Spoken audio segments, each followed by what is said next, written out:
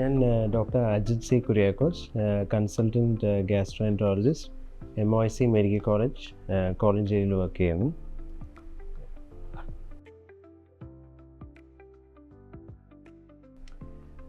So IBD അല്ലെങ്കിൽ inflammatory bowel disease എന്ന് പറയുന്നത് കുടലിൽ നീർക്കെട്ട് വരുന്ന രോഗത്തിനാണ് പറയുന്നത്.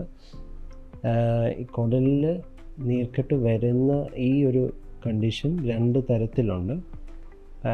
ഒന്ന് ക്രോൺസ് ഡിസീസ് എന്ന് പറയും, രണ്ടാമത് അൾസറേറ്റീവ് കോളൈറ്റിസ് എന്ന് പറയും. അപ്പോൾ ഇത് വരാൻ മെയിൻ ഒരു കാരണമെന്ന് പറഞ്ഞാൽ നമ്മുടെ ബോഡിയിലുള്ള ഒരു ഇമ്മ്യൂൺ സിസ്റ്റം അല്ലെങ്കിൽ നമ്മുടെ പ്രതിരോധിക്കുന്ന കോശങ്ങളുണ്ട്. അപ്പോൾ ഇത് ഒരു തെറ്റി നമ്മുടെ കുടലിന് പോയിട്ട് അറ്റാക്ക് ചെയ്യുന്ന അല്ലെങ്കിൽ നീർക്കെട്ട് ഉണ്ടാക്കുന്ന ഒരു അവസ്ഥയാണ്. സാധാരണഗതി നമ്മുടെ ഇമ്മ്യൂൺ സിസ്റ്റം നമ്മുടെ പുറമേ ഉള്ള വൈറസ്, ബാക്ടീരിയ ഇതുപോലുള്ള ഇൻഫെക്ഷൻസ് ചെയ്യുന്ന അല്ലെങ്കിൽ അണുക്കളിൽ നിന്ന് പ്രതിരോധിക്കുന്ന ഒരു സിസ്റ്റമാണ്. പക്ഷേ ഇതൊരു കാരണവുമില്ലാതെ നമ്മുടെ കുടലിനെ പോയിട്ട് നീർക്കെട്ടുണ്ടാക്കുകയും അവിടെ അൾസർ പോലെയും അല്ലെങ്കിൽ നീർക്കെട്ട് കൂടിയിട്ട് ഉണ്ടാകുന്ന ഒരു രോഗമാണ് ഇൻഫ്ലമേറ്ററി ബവൽ ഡിസീസ്.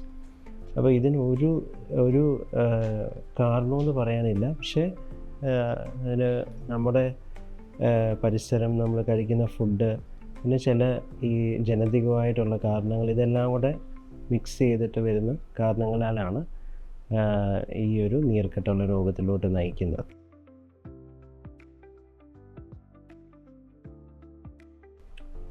സോ ഈ ഒരു ഇൻഫ്ലമേറ്ററി ബവൽ ഡിസീസ് എന്ന അസുഖത്തിൽ കൂടുതലായിട്ട് കാണുന്നതെന്ന് പറഞ്ഞാൽ നമുക്ക് വയറിൽ ലൂസ് മോഷൻ പോലെ ഉണ്ടാവുക, അതും ഒരു 2 ആഴ്ചയിൽ മേലിൽ നിൽക്കുന്ന ലൂസ് മോഷൻ പോലെ ഉണ്ടാവും. അതിൻ്റെ കൂടെ ചിലപ്പം ബ്ലഡ് പോവാം മോഷനിൽ. പിന്നെ അതുപോലെ തന്നെ വയറിന് വേദന, പിന്നെ ചിലവരിൽ രക്തക്കുറവ് വരികയും ഇടയ്ക്കിടയ്ക്ക് ബ്ലഡ് ട്രാൻസ്ഫ്യൂഷൻ ചെയ്യേണ്ട അവസ്ഥ വരികയും ചെയ്യുന്നു. അതുപോലെ പിള്ളേരിൽ ചിലപ്പം വളർച്ച കുറവ് അല്ലെങ്കിൽ ഗ്രോത്ത് റിട്ടാർഡേഷൻ എന്ന് പറയുന്ന ഒരവസ്ഥയിലോട്ട് വരാം. പിന്നെ ചിലവരിൽ ഫിസ്റ്റുല നമ്മൾ പെരിയേനൽ ഫിസ്റ്റുല എന്ന് പറയുന്ന കണ്ടീഷനിൽ വരാം, അല്ലെങ്കിൽ ഏനൽ ഫിഷേഴ്സ് എന്ന് പറഞ്ഞാൽ ഇതിലോട്ട് വരാം. അപ്പോൾ അത് കുടലിനെ ബാധിക്കുമ്പോൾ ഉള്ള ലക്ഷണങ്ങളാണ്. അപ്പോൾ ഈ ഒരു അസുഖം കുടലിനെ മാത്രമല്ല വേറെ പല അവയവങ്ങളെ ബാധിക്കുകയും ചെയ്യാം. അപ്പം അതിൽ തന്നെ നമ്മുടെ സ്കിന്ന്, പിന്നെ കണ്ണ്, ജോയിൻസ്, ലിവർ, പെരല്, അപ്പോൾ ഇതുപോലെ പല അവയവങ്ങളെ നീർക്കെട്ടുണ്ടാക്കുന്ന ഒരു കണ്ടീഷനാണ്.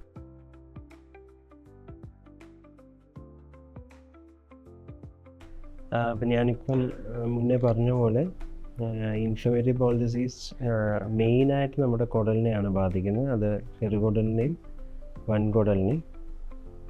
അതിൻ്റെ അകത്ത് അൾസറേറ്റീവ് കോളൈറ്റിസ് എന്ന് പറഞ്ഞ രോഗം വൻകുടലിനെ മാത്രം ബാധിക്കുന്നു. പക്ഷേ ക്രോൺസ് ഡിസീസ് എന്ന് പറയുന്നത് നമ്മുടെ വാ തൊട്ട് താഴെ ഏനൽ കനാൽ, റെക്ടോ എന്ന് പറയുന്ന മുഴുവൻ കുടലിനെ എവിടെയെങ്കിലും ബാധിക്കാം. അപ്പോൾ ഇത് ഏറ്റവും പ്രൈമറി ആയിട്ട് അല്ലെങ്കിൽ ഇത് കുടലിനെയാണ് ബാധിക്കുന്നത്. പക്ഷേ ബാക്കി അവയവങ്ങളെ എന്ന് പറഞ്ഞാൽ സ്കിന്നിൽ റാഷസ് ഉണ്ടാക്കാം, പിന്നെ ജോയിൻറ്റ് പെയിൻസ് ഉണ്ടാക്കാം, കണ്ണിൽ നീർക്കെട്ട് അല്ലെങ്കിൽ റെഡ്നെസ് ഓഫ് ഐസ്, സ്ക്ലിറൈറ്റിസ്, എപ്പിസ്ക്ലിറൈറ്റിസ് അങ്ങനത്തെ ഉള്ള കണ്ടീഷൻസ് ഉണ്ടാക്കാം. യുവിഐറ്റിസ് പോലെ പറയുന്ന കണ്ണിൽ നീർക്കെട്ട് വരുന്ന അസുഖങ്ങൾ ഉണ്ടാക്കാം. പിന്നെ ബോണിൻ്റെ ശക്തിക്കുറവ് വരാം. പിന്നെ ലിവറിൽ മഞ്ഞപ്പിത്തം പോലെ അല്ലെങ്കിൽ പ്രൈമറി സ്ക്ലെറോസിസ് കൊളാഞ്ചൈറ്റിസ് എന്നൊക്കെ പറഞ്ഞ രോഗങ്ങൾ ഉണ്ടാക്കാം. അപ്പം ഇങ്ങനെ പല അവയവങ്ങളെയും ഇത് ബാധിക്കാം. പക്ഷേ ഏറ്റവും കാര്യമായിട്ട് ബാധിക്കുന്നത് കുടൽ.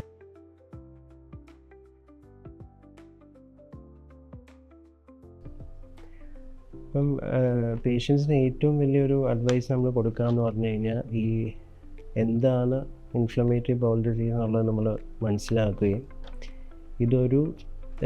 ഇതൊരു ലൈഫ് ലോങ് ഒരു അസുഖമാണെന്ന് മനസ്സിലാക്കുകയാണ് ആദ്യമേ വേണ്ടത്.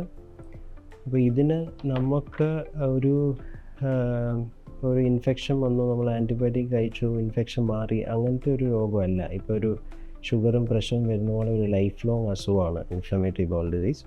അപ്പോൾ അതുകൊണ്ട് തന്നെ നമ്മൾ ഇതിന് ഉള്ള പ്രോപ്പറായിട്ടുള്ള ട്രീറ്റ്മെൻറ്റ്, ഇപ്പം കറക്റ്റായിട്ടുള്ള ട്രീറ്റ്മെൻറ്റ്സ് നമ്മൾ കണ്ടിന്യൂ ചെയ്യുക എന്നുള്ളതാണ് ഏറ്റവും പ്രാധാന്യം.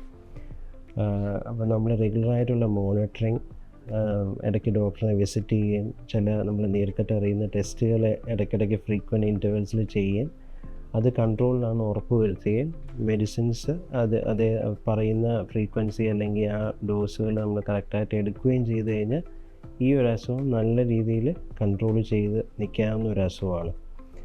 അപ്പം ഇത് നമ്മൾ കറക്റ്റായിട്ട് ഫോളോ അപ്പ് ചെയ്യാതിരിക്കുകയും മരുന്ന് കഴിക്കാതിരിക്കുകയും ചെയ്തു കഴിഞ്ഞാൽ ഈ അസുഖം വഷളായി പല പല കോംപ്ലിക്കേഷൻസ്, ഈവൻ സർജറി ചിലപ്പോൾ ആവശ്യം വരാവുന്ന ഒരു അസുഖമായിരിക്കും. അപ്പോൾ ഏറ്റവും ഒരു അഡ്വൈസ് ഞാൻ പറയാമെന്ന് പറഞ്ഞു കഴിഞ്ഞാൽ, മെഡിസിൻസ് നമ്മൾ ഒരിക്കലും ഡോക്ടറിൻ്റെ അഡ്വൈസ് ഇല്ലാതെ നിർത്തുകയോ ചെയ്യരുത്. കറക്റ്റായിട്ട് കഴിക്കുകയും റെഗുലർ ഫോളോ അപ്സും ചെയ്യേണ്ടതുണ്ട്.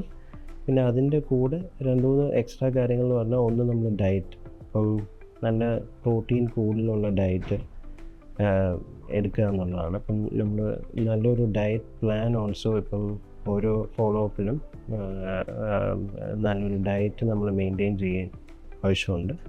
അതിൻ്റെ കൂടെ ചില വാക്സിനേഷൻ ഷെഡ്യൂൾസ് ഉണ്ട്. ഇൻഫ്ലമേറ്ററി ബൗൾ ഡിസീസിന് മരുന്ന് കഴിക്കുമ്പോൾ നമുക്ക് ഇൻഫെക്ഷൻസ് വരാനുള്ള, പ്രതിരോധശേഷി ചിലപ്പോൾ കുറയാനുള്ള ചാൻസ് ഉണ്ട് മരുന്നുകൾ. അപ്പോൾ അതുകൊണ്ട് തന്നെ നമ്മൾ വാക്സിനേഷൻസ് എടുക്കേണ്ട ആവശ്യമുണ്ട്. അപ്പോൾ ഒരു diet, vaccination, medicines and regular follow up ചെയ്ത് കഴിഞ്ഞാൽ നല്ലൊരു രീതിയിൽ ഈ അസുഖത്തിനെ കൺട്രോൾ ചെയ്ത് നിർത്താവുന്നത് ആണ്.